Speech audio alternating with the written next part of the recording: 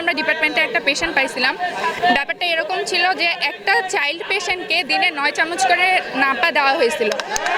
এটা যদি কন্টিনিউ হতে থাকে তাহলে কি হচ্ছে, যারা ছোট ছোট বাচ্চা বা যে কোনো মানুষ তাদের লাইফ হচ্ছে রিস্কে চলে যাচ্ছে। তাহলে আমাদের দাবিটা তো একদমই কি বলবো, ন্যায্য দাবি না। আমরা আমাদের সাথে সাথে সাধারণ মানুষের চিন্তা করে এই কথাগুলো বলছি যে এমবিবিএস বিডিএস ছাড়া কেউ ডক্টর হতে পারবে না। খুবই একদম তাদেরকে বেসিক পড়ানো হয়, যেটা দিয়ে আসলে কোনো ট্রিটমেন্ট দেওয়া পসিবল না, এটা মনে হয়। সো আমাদের দাবি তো একটাই যে এমবিবিএস বিডিএস ছাড়া কেউ যেন ডক্টর না লিখতে পারে। তাহলে হচ্ছে গ্রাম পর্যায়ে বা হচ্ছে যে কোনো, স্পেশালি আমরা দেখি যে গ্রামের মানুষেরাই বেশি ভুল করে থাকে। তারা হচ্ছে ডক্টর মনে করে সেকমো বলেন ডিএমএফ বলেন তাদের কাছে চিকিৎসা নিতে যায়।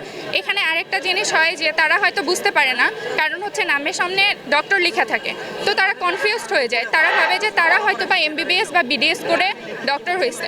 যদি এটা বন্ধ করা যায় যে তারা যদি নামের সামনে ডক্টর না লিখতে পারে, তাহলে হচ্ছে কারো বুঝতে সমস্যা হবে না যে আসলে ডাক্তারকে আর হচ্ছে অ্যাসিস্ট্যান্টকে। আপনারা জানেন যে বাংলাদেশে ম্যাটস অর্থাৎ medical assistant training school exist করতেছে। তাদের কাজ হচ্ছে মেডিকেল অ্যাসিস্ট্যান্ট অর্থাৎ ডাক্তারদের সহকারী তৈরি করা।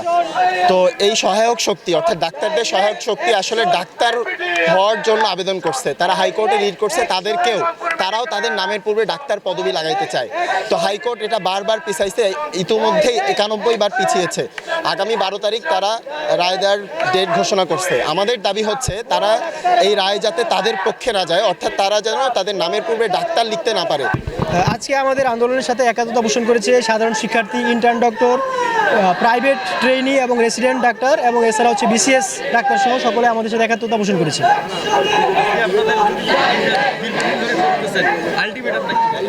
আলটিমেটাম হচ্ছে আমাদের আগামীকালকে হচ্ছে হাইকোর্টের রায়, তো সেই পর্যন্ত আমরা দেখব।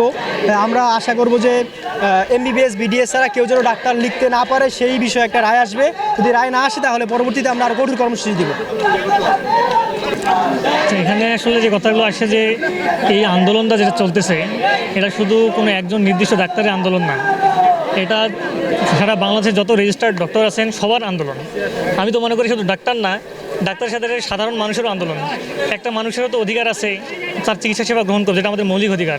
তো চিকিৎসা সেবা গ্রহণ করে ডাক্তারের কাছেই, ডাক্তার হতে হলে তাকে তো এমবিবিএস বা বিডিএস পাস করতেই হবে। আমরা তো দেখতেছি যে এই রায়ের সঙ্গে অন্য যে দাবিগুলো আছে একটাও মানে কোনো দিয়ে কারো ভ্রুক্ষেপ নাই। তো আমরা যেহেতু এখন পর্যন্ত কোনো ভিজুয়াল কোনো সমাধান দেখতে পাচ্ছি না, যার কারণে আমরা দ্বিতীয় ধাপেও আমাদের যা মিড লেভেল ডক্টর আছে রংপুর মেডিকেল কলেজ, তাদের কর্মসূচিতে আমরা যোগদান করেছি। আজকের যে 5টি দাবি নিয়ে আমরা মূলত আজকের এই আন্দোলনে অংশগ্রহণ করেছি। 1 নম্বর দাবিটি হলো যে এমবিবিএস এবং বিডিএস ডিগ্রিধারী ছাড়া কেউ ডাক্তার পদবি ব্যবহার করতে পারবে না। এ নিয়ে দীর্ঘদিন থেকে একটি উচ্চ আদালতে আমাদের মামলা চলছে, যেটি নিয়ে গড়িমসি চলছে।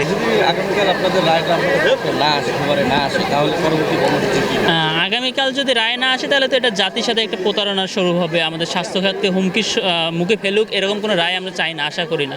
আশা করি আমাদের পক্ষে রায় আসবে। যদি না আসে তখন আমরা বাধ্য হয়ে হার্ড লাইনের আমরা যেমন আংশিক আজকে আউটডোর অফ রাখছি, দেখা যাচ্ছে আমরা কালকে পূর্ণ আউটডোর অফ রাখলাম, ইনডোর সম্পূর্ণ অফ রাখলাম, শুধুমাত্র এমার্জেন্সি অন রাখলাম।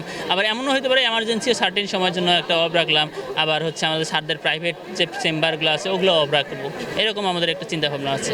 আমরা চাই দ্রুত এই সমস্যার সমাধান হইতে, এবং কেন আমরা ডিএমএফদের সাথে বারবার এই আন্দোলনে নামবো।